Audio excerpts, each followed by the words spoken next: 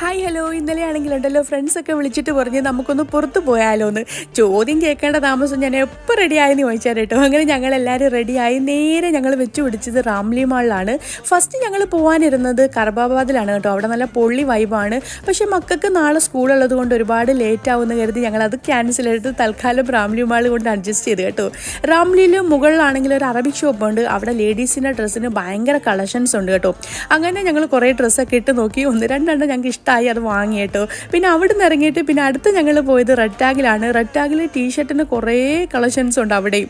അങ്ങനെ ടീഷർട്ടൊക്കെ ഇട്ട് നോക്കി. അതൊന്നും ഞങ്ങൾ എടുത്തില്ല കേട്ടോ. ജസ്റ്റ് ഫോട്ടോയ്ക്ക് വേണ്ടി എടുത്ത് തിരിച്ചവിടെ വെച്ചിട്ട് പിന്നെ ഷോപ്പിംഗ് മാളൊക്കെ ഒന്ന് ഫുള്ള് റൗണ്ട് അടിച്ച് അപ്പോഴത്തേനും വിശപ്പ് തുടങ്ങി.